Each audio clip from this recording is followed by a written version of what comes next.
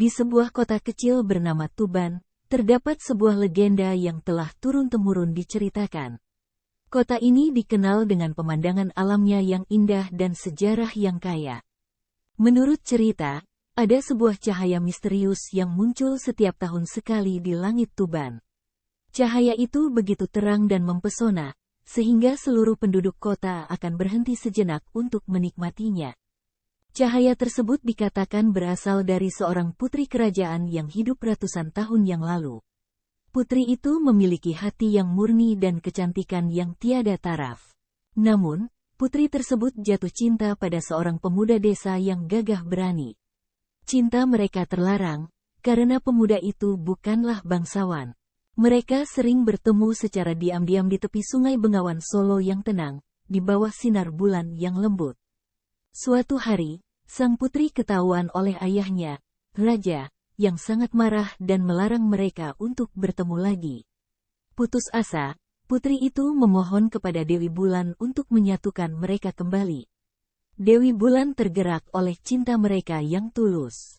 Dewi Bulan kemudian memberikan berkah kepada mereka berdua. Setiap tahun, pada malam yang sama, mereka dapat bertemu dalam cahaya bulan yang terang. Sejak saat itu, cahaya misterius itu muncul di langit Tuban, sebagai pertanda cinta abadi antara putri dan pemuda desa. Penduduk Tuban percaya bahwa siapa saja yang melihat cahaya itu akan diberkati dengan cinta yang sejati dan abadi. Dan hingga kini, cahaya misterius itu masih muncul setiap tahun, mengingatkan semua orang di Tuban tentang kekuatan cinta dan pengorbanan. Keesokan harinya, Joko menceritakan mimpinya kepada Mbah Sari, yang tersenyum dan memberinya sebuah peta tua.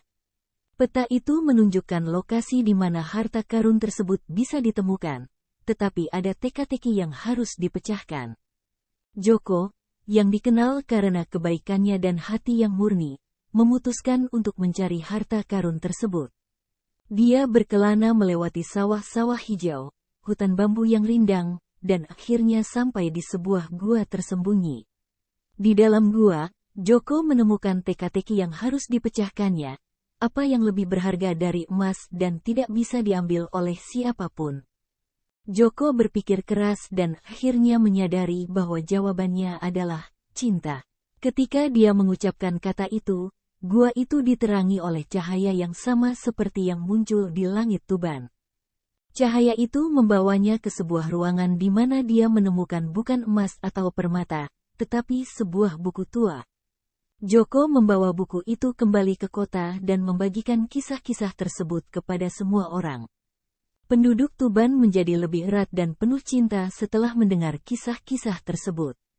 Mbah Sari, yang sudah sangat tua, memberikan restunya kepada Joko untuk menjadi penjaga cerita rakyat Tuban berikutnya. Joko menerima tanggung jawab ini dengan hati yang gembira dan berjanji untuk menjaga kisah-kisah tersebut agar tetap hidup. Dia juga berjanji untuk mencari orang yang memiliki hati yang murni seperti dirinya untuk meneruskan legenda tersebut. Cahaya misterius itu menjadi simbol harapan, cinta, dan keajaiban yang tidak pernah padam.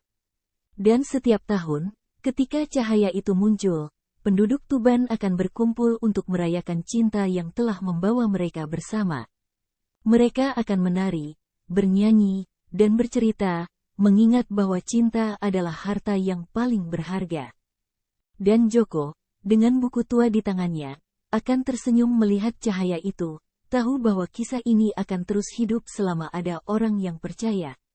Karena di Tuban, legenda bukan hanya cerita lama, tetapi juga masa depan yang terus diceritakan. Dan cahaya itu, cahaya misterius yang memenuhi langit Tuban, akan selalu menjadi pengingat akan kekuatan cinta yang tak terbatas. Dan begitulah, kisah cinta putri dan pemuda desa terus hidup di hati setiap penduduk Tuban.